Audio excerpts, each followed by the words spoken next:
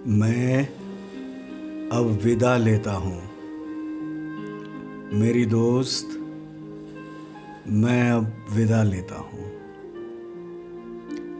मैंने एक कविता लिखनी चाही थी, सारी उम्र जिसे तुम पढ़ती रह सकती। उस कविता में महकते हुए धनिये का जिक्र होना था, ईख की सरसराहट का जिक्र होना था। उस कविता में वृक्षों से चूती ओस और बाल्टी में चोए दूध पर गाती झाग का जिक्र होना था। और जो कुछ भी मैंने तुम्हारे जिस्म में देखा, उस सब कुछ का जिक्र होना था। उस कविता में मेरे हाथों की सख्ती को मुस्कुराना था, मेरी जांघों की मछलियों ने तैरना था और मेरी छाती के बालों की नर्म शॉल में से स्निग्धता की लपटें उठनी थी। उस कविता में तेरे लिए, मेरे लिए और जिंदगी के सभी रिश्तों के लिए बहुत कुछ होना था मेरी दोस्त। लेकिन बहुत ही बेस्वाद है दुनिया के इस उलझे हुए नक्शे से निपटना। और यदि मैं लिख भी लेता शगुनों से भरी वह कविता,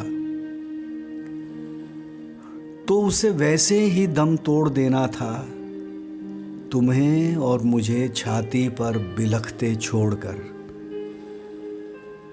मेरी दोस्त, कविता बहुत ही निसत्व हो गई है,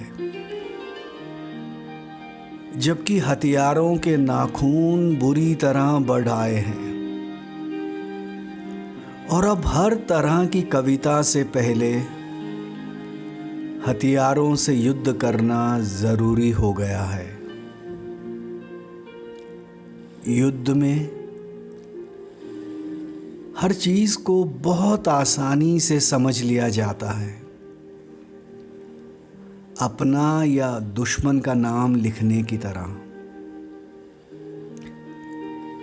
और इस स्थिति में मेरे चुंबन के लिए बड़े ओंठों की गोलाई को धरती के आकार की उपमा देना,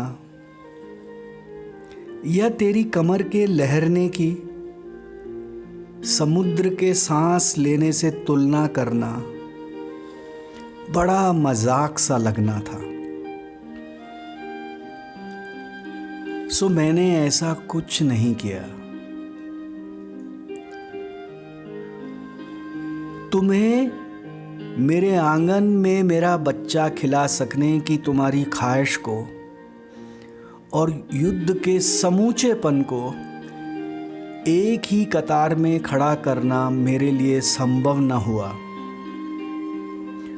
और अब मैं विदा लेता हूँ मेरी दोस्त।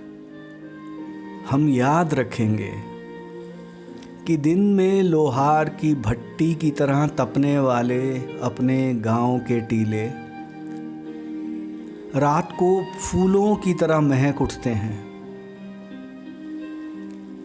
और चांदनी में पगे हुए टोंक के ढेरों पर लेटकर स्वर्ग को गाली देना बहुत संगीतमयी होता है। हाँ, यह हमें याद रखना होगा, क्योंकि जब दिलों की जेब में कुछ नहीं होता, याद करना बहुत ही अच्छा लगता है। मैं इस विदाई के पल शुक्रिया करना चाहता हूँ उन सभी हसीन चीज़ों का जो हमारे मिलन पर तंबू की तरह तनती रहीं, और उन आम जगहों का जो हमारे मिलने से हसीन हो गई। मैं शुक्रिया करता हूँ। मैं शुक्रिया करता हूँ अपने सिर पर ठहर जाने वाली तेरी तरह हल्की और गीतों भरी हवा का, जो मेरा दिल लगाए रखती थी तेरे इंतज़ार में। रास्ते पर उगे हुए रेशमी घास का, जो तुम्हारी लरसती चाल के सामने हमेशा बिछ जाता था। टिंडों से उतरी कपास का, जिसने कभी भी कोई उज्र न किया और हमेशा मुस्कुराकर हमारे लिए सेज बन गई। गन्नों पर तैनात पिद्दियों का, जिन्होंने आने जाने वालों की भनक रखी। जवान हुई गेहूं की बालियों का, जो हमें बैठे हुए न सही लेटे हुए तो ढकती रही। मैं शुक्रगुजार हूँ सरसों के नन्हे फूलों का, जिन्होंने कई बार मुझे मौका दिया तेरे केशों से पराग केसर झाड़ने का। मैं आदमी हूँ, बहुत कुछ छोटा छोटा जोड़कर बना हूँ, और उन सभी चीज़ों के लिए जिन्होंने मुझे बिखर जाने से बचाए रखा, मेरे पास बहुत शुक्राना है। मैं शुक्रिया करना चाहता हूँ। प्यार करना बहुत ही सहज है, जैसे कि जुल्म को झेलते हुए खुद को लड़ाई के लिए तैयार करना,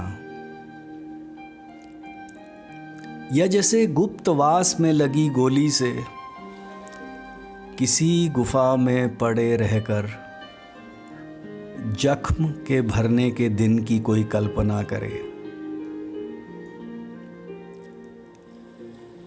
प्यार करना और लड़ सकना, जीने पर ईमान ले आना मेरी दोस्त, यही होता है। धूप की तरह धरती पर खिल जाना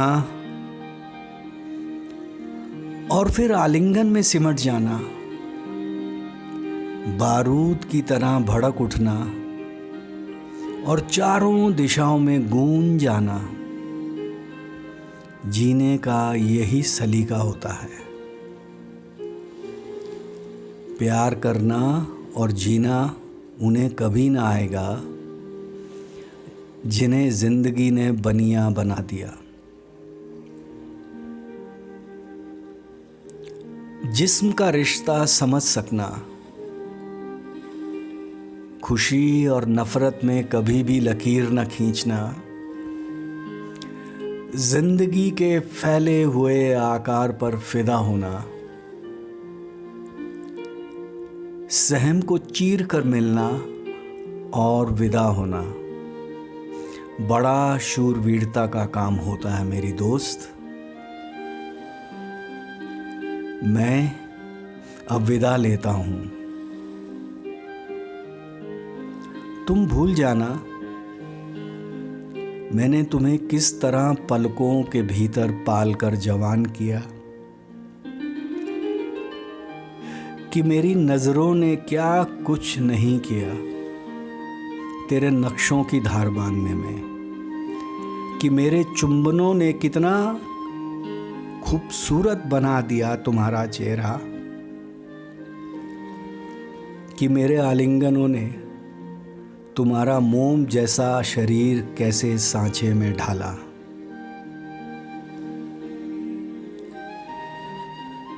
तुम ये सब भूल जाना मेरी दोस्त, सिवाय इसके कि मुझे जीने की बहुत लालसा थी, कि मैं गले तक जिंदगी में डूबना चाहता था। मेरे भी हिस्से का जी लेना मेरी दोस्त। मेरे भी हिस्से का जी लेना।